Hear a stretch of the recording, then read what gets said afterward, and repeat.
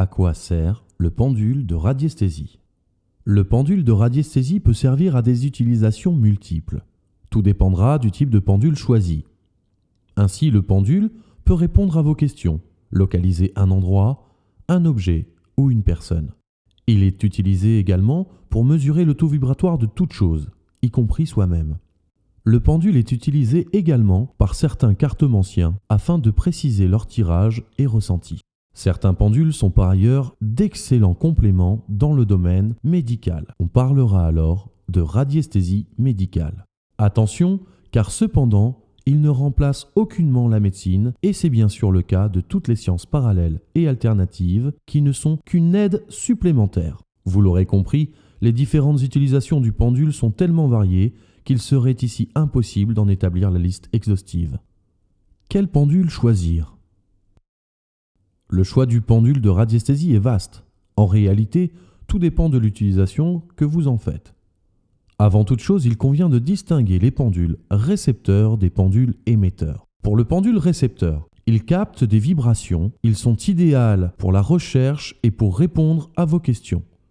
Ce sont des pendules conseillés aux débutants car ils permettent de bien se familiariser avec la radiesthésie. Les pendules émetteurs, quant à eux, comme leur nom l'indique, ils émettent des vibrations.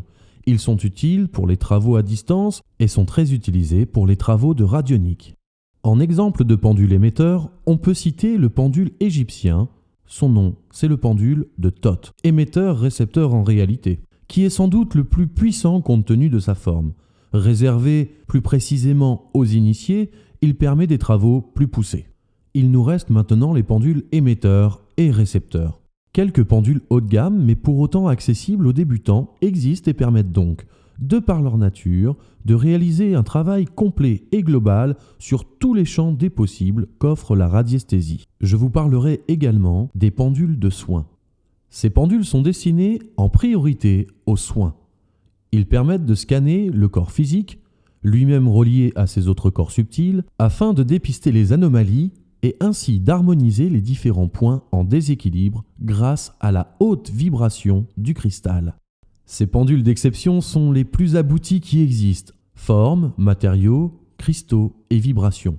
Plus qu'un objet, chaque pendule est un véritable bijou, mais aussi et surtout le compagnon de route à vie de chaque radiesthésiste, énergéticien et géobiologue. Ils sont l'œuvre de Dominique Coquelle, une référence en bioénergie.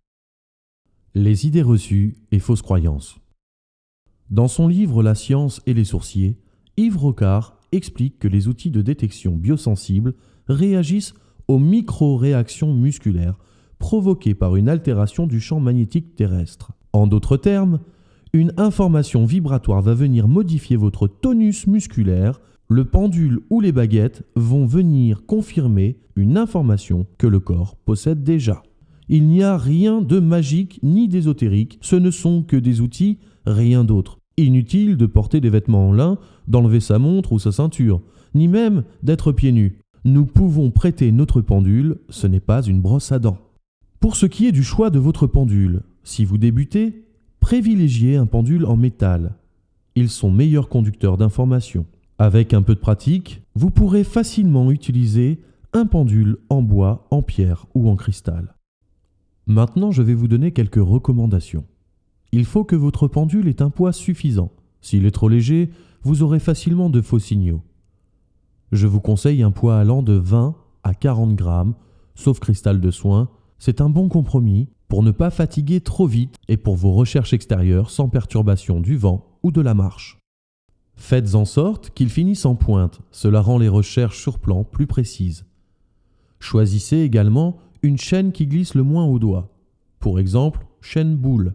En effet, si vous avez la sensation que la chaîne glisse, vous allez crisper et empêcher ainsi l'acte radiesthésique de se produire. Préférez les chaînes classiques aux rotules type salle de bain, car elles glissent moins.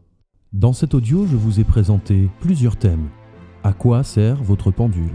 Les idées reçues et fausses croyances, les différents pendules émetteurs-récepteurs et comment bien choisir son pendule. Cet audio vous a été présenté dans le cadre de la formation en ligne du Centre Eden Formation, la radiesthésie appliquée, par Johan Gary, cofondateur et formateur du Centre Eden Formation.